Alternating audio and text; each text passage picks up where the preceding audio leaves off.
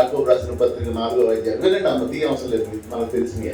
4వ అధ్యాయం 1వ వచనంలో మీ మీద మరింత తీర్పు ఉంటుంది సేవకులమైన మన మీద అని చెప్పడం చూసాం. ఒక విశ్వాసి ఒక తప్పు చేస్తే అతను ఒక దెబ్బ అయితే, అదే తప్పు సేవకుడు చేస్తే 10 దెబ్బలు అదండి. అందుకే మత్తయి రాసిన సువార్త 5వ అధ్యాయం 19వ వచనంలో ఏముంటుందంటే, ఈ నా ఆజ్ఞలలో ఒక అల్పమైన దానిని మీరి అలా ఎవరన్నా బోధిస్తే వారు పరలోక రాజ్యంలో అల్పుడు అనబడతాడు. పరలోక రాజ్యంలో అల్పుడు అధికుడు అన్నది ఆలోచిస్తే, అల్పుడు అనగానే ఏంటంటే లాస్ట్లో లక్కీగా మారు మనసు పొంది యేసుక్రీస్తుని అంగీకరించిన వాడు పరలోక రాజ్యంలో ఏదో ఒక ప్లేస్ ఉంటుంది అనుకోవచ్చు. కానీ మనం సేవకులమై గొప్ప సేవ చేసి అనేక ఆత్మలను రక్షించినప్పటికీ కూడా ఆయన ఆజ్ఞలను మనం సరిగా పాటించకపోతే, ఆ ప్రకారం మనం జీవించకపోతే, మనం అక్కడ ఏముంటుందంటే, ఒక విధంగా చెప్పాలంటే వరద బాధితులకు ఏం చేస్తారు, ఇళ్ళని పెట్టిపోయిన తర్వాత ఒక స్కూల్లో షెల్టర్ ఇస్తారు, అలా ఉంటుందంట. పరలోకంలో ప్యాలెస్లు, మ్యాన్షన్స్ ఏంటి, పెద్ద పెద్ద బిల్డింగ్స్ అన్నీ ఉన్నాయి మన కోసం. ఆయన అది సిద్ధపరుస్తూ ఉన్నాడు. కానీ మనము కానీ మనకి ఇచ్చిన బాధ్యతను సరిగా నెరవేర్చకపోతే ఒకటి తప్పుకి 10 దెబ్బలు ఏమండి. రెండోది కఠినమైన తీర్పు. మూడవదిగా చూస్తే అల్పుడు అనబడతాం. అయితే నా ప్రశ్న ఏంటంటే, ఇప్పుడు సంఘము దేవుడిని ఫాలో చేయాలా, మనల్ని ఫాలో చేయాలా? మనలను కాదు, దేవుడి వైపే చూడాలి సంఘం కదండి.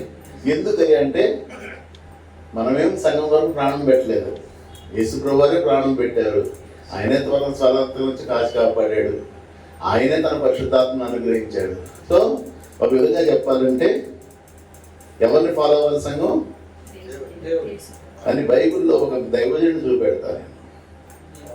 కొరింథీయులకు రాసిన, జస్ట్ వినండి అమ్మా, ఇవన్నీ మీకు తెలిసినాయే, కావాలంటే నేను షేర్ చేస్తాను కూడా రాసుకున్నది. కొరింథీయులకు రాసిన మొదటి పత్రిక 11వ అధ్యాయం 1వ వచనంలో ఏమని రాయబడిందంటే, నేను క్రీస్తును పోలి నడుచుకున్న ప్రకారము మీరును నన్ను పోలి. సో ఇక్కడ పౌలు అంటున్నాడు, యేసు ప్రభు నా అవసరం లేదు, నన్ను పోలి నడుచుకుంటే చాలు అంటున్నాడు అండి. మొదటి కొరింథీ 4:16లో చూస్తే, క్రీస్తు యేసునందు సువార్త ద్వారా నేను మిమ్మల్ని కంటిని కనుక మీరు నన్ను పోలి నడుచుకోండి అండి. ఫిలిప్పీ 3:17లో చూస్తే, సహోదరులారా మీరు నన్ను పోలి నడుచుకోనండి. మొదటి దశలోనిక 1:6లో చూస్తే కూడా, పరిశుద్ధాత్మ వలన కలుగు ఆనందంతో గొప్ప ఉపద్రవ పొందు మీరు వాక్యమును అంగీకరించి మమ్మును ప్రభువును పోలి నడుచుకున్నారు. సో ఇక్కడ చాలా స్పష్టంగా నన్ను పోలి నడుచుకోండి, నన్ను పోలి నడుచుకోండి అంటూ ఉన్నాడు. కానీ ఈరోజు నాతో కలిపి నేను మాట్లాడుతున్నాను, నేనే సపరేట్గా మాట్లాడలేదు. కానీ మనకున్నది ఏంటంటే, మనం కూడా బలహీనమే కదా, మనం కూడా శరీరంతో ఉన్నాం కదా. అందువలన నన్ను ఫాలో అవ్వద్దు, దేవుని వైపు చూడదు, మా వైపు చూడద్దు, మేము మనుషులమే, మాలో బలహీనతలు ఉంటాయి, మాలో టెంప్టేషన్స్ ఉంటాయి అని చాలాసార్లు మనము చెప్తా ఉన్నాం కదా. ఇది నేను ఒక మెసేజ్లో ఉన్నప్పుడు దైవజనుడు చెప్పిన మాటలో కొన్ని పాయింట్స్ కూడా యాడ్ చేసుకుని చెప్తున్నాను. ఆయన చెప్పిన మాట ఏంటంటే, ఇప్పుడు సంఘము సేవకుడిని కనపరుస్తుంది కదా ఏమండి. మరి నువ్వు సంఘము ఒకటే అయితే వాళ్ళలో బలహీనతలు ఉన్నాయి, మరి నీలో కూడా అలాంటి బలహీనతలు ఉంటే నిన్ను ఎందుకు కనపరచాలి సంఘం? నీకు వారికి తేడా ఏముంది? ఒక సేవకునికి ఒక సంఘానికి ఏమి వేరియేషన్ లేదో నువ్వే అంటున్నావు. మీరు బలహీనలే శారీరకంగా, మేము బలహీనలే అన్నప్పుడు నిన్ను సంఘం ఎందుకు కనపరచాలి? సేవకులైన మనము ఆలోచించాలి ఏమండి. అలాగే నేను కూడా నీలాగే బలహీనుడిని శారీరకంగానే మనం చెప్తే, మరి నీకు విశ్వాసం ఎందుకు కానుకలు ఇవ్వాలి? నీకు ఎందుకు దశం భాగం ఎందుకు ఒకటే అంటున్నావు కదా, నా వైపు చూడొద్దు అంటున్నావు.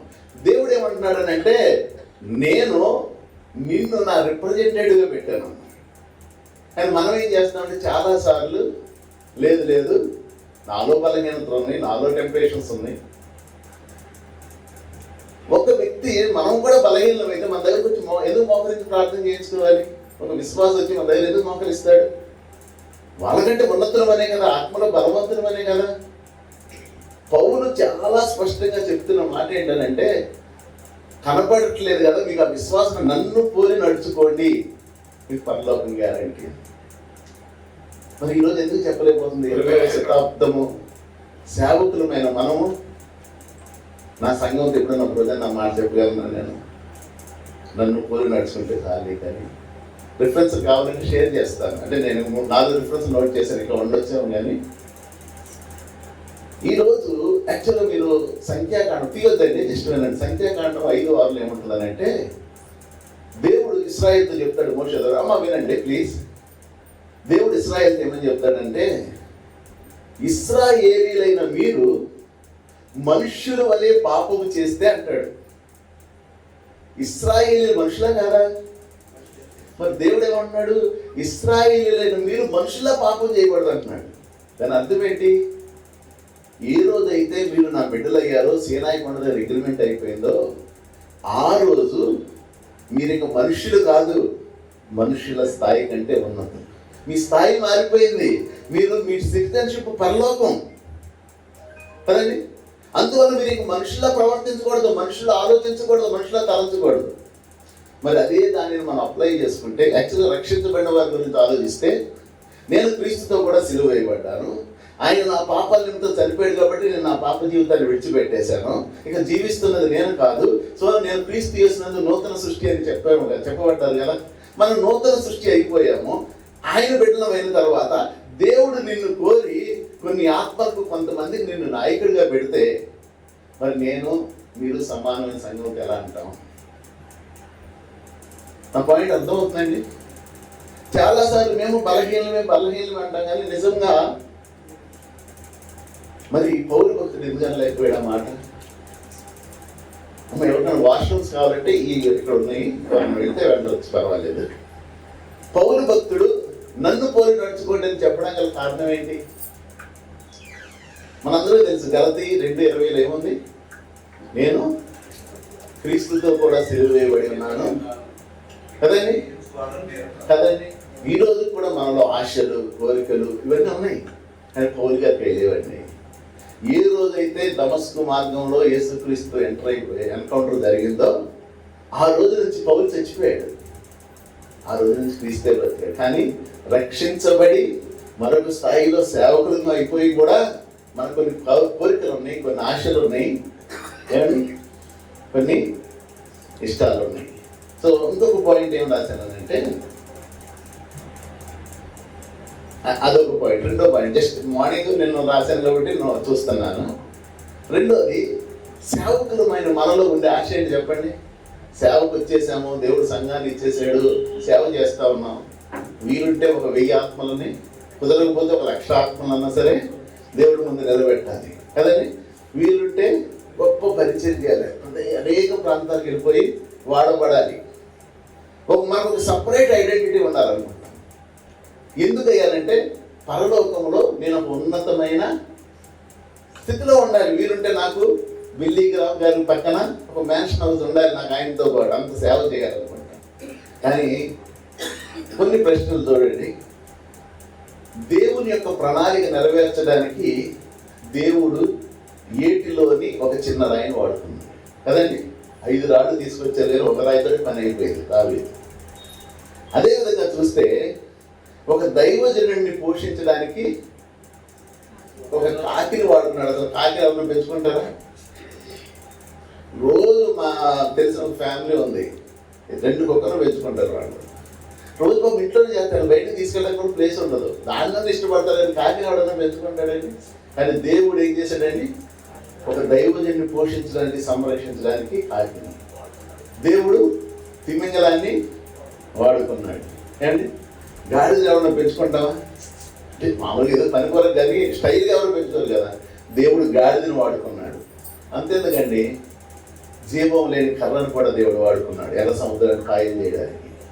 దుమ్మును కొడితే ఫెయిల్ అయిపోయింది, వాడుకున్నాడు కదా. ఇప్పుడు ఇవన్నీ కూడా పరలోక రాజ్యంలో మనకు కనబడతాయా? మోషే వాడుకున్న కర్రకి ఫ్రేమ్ కట్టిన దేవుడు పెడతాడా? ఆ దావీదు వాడు రాయిగాని గోడ మీద పెడతాడా? దేవుడు దేనినన్నా వాడుకుంటాడు, కానీ చాలా వాటికి పరలోకంలో ప్లేస్ లేదు. మరి దేవుడు ఎవరిని పెడతారు? ఏది ఇంపార్టెంట్ చెప్పండి? వాడబడ్డం ఇంపార్టెంటా? దేవుని పోలికలను మార్చబడ్డం ఇంపార్టెంటా? అయ్యో, ఎంతమందిని రక్షించిన తరువాత నేను భ్రష్టుడిని అయిపోతానేమో, ఇన్ని లక్షల మంది సువార్త చెప్పి అసలు నేను నరకానికి వెళ్ళిపోతాను, ప్రతిరోజు నరక కొట్టుకుంటున్నాడంట. పౌలు లాంటి గొప్ప ఆత్మీయుడు. మన ఫోకస్ ఎక్కడుంది? సేవకులమైన మన ఫోకస్ ఎక్కడుంది? ఆలోచించండి ఒకసారి. ఎంతసేపు దాని మీద ఫోకస్ పెడతాం కానీ ఈ క్షణం నేను చనిపోతే, నేను ఇంకా జయించలేని ఏదో ఒక బలహీనత నాలో ఉంటే, నేను విడిచిపెట్టబడితే, ఈవెన్ మత్తయి రాసిన సువార్త 7వ అధ్యాయంలో చూస్తే, ప్రభువా మీ నామమున దెయ్యాలు వెళ్ళగొట్టలేదా, స్వస్థతలు చేయలేదా, అద్భుతాలు చేయలేదా అంటే, ఎవరి నామం? యేసు ప్రభు నామం. సూపర్ డూపర్ పనులు భూలోకం మీద వాళ్ళకి మంచి పొజిషన్ ఉంది. కానీ దేవుడు ఏమంటున్నాడు? అసలు మీరు ఎవరో నాకు తెలియదు అంటున్నాడు. ఎంత భయంకరమైన పరిస్థితి. సరే, సేవకులు కదా ఫైనల్ ఒక మాట చెప్తారు. దేవుడు నిన్నెందుకు రక్షించుకుని నిన్ను ప్రత్యేకించి పిలిచాడు చెప్పండి. దేవుడు మనల్ని అందరూ రక్షించుకున్నాడు. ఆ గుంపులో నుండి మనలను దేవుడు ప్రత్యేకం వీళ్ళు నాకు కావాలని పిలుచుకున్నాడు కదా. ఎందుకు పిలిచాడు? సేవ కోసమా? ఆయన ఉద్దేశం అదేనా? నా పని చేయాలి, నాకు ఎవరో లేరురా బాబు నువ్వే రావాలని పిలిచాడంటావా? ఒకసారి చూడండి, ఒక్క వాక్యం అయితే మీరు అందరూ తీయడానికి ట్రై చేయండి. మార్కు రాసిన సువార్త 3వ అధ్యాయము 13 నుంచి 17 వచ్చిన శిష్యులను ఎందుకు పిలిచారు అసలు? మార్కు రాసిన సువార్త 3వ అధ్యాయము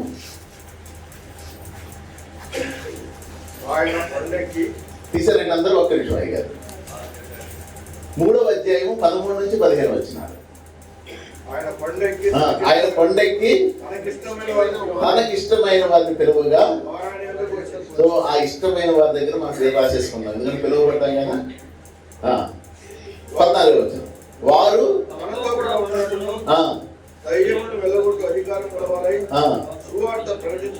ఇప్పుడు దేవుడు మనల్ని ఎందుకు పిలిచాడు చెప్పండి? First point. చాలా ఉన్నాయి మనకి ప్రయారిటీస్. మనం పిలిచాడంటే చాలా పనులు ఉన్నాయి. అందులో ఫస్ట్ ప్రయారిటీ దేవుడు ఆయనతో ఉండడానికి మనం పిలుచుకున్నాడు, ఆయనతో సమయం గడపడానికి పిలుచుకున్నాడు. ఏమండి, అసలు ఇంకా చెప్పాలనంటే, సపోజ్ మనం ఏదన్నా ఒక ఆఫీస్లో కానీ ఒక ఓనర్ దగ్గర పని చేస్తున్నాం అనుకోండి. అతని దగ్గర 10 మంది పని చేస్తున్నారు. ఓనర్ ఎక్కడికైనా వెళ్ళేటప్పుడు, లేదా మెయిన్ బాస్ వెళ్ళేటప్పుడు ఏం చేస్తాడంటే, అతనికి ఎవరు ఇష్టమో అని తీసుకెళ్తుంటాడు. అది రారా తర్వాత చేసుకుని పని లేదా అని చెప్తారని అంటాడు.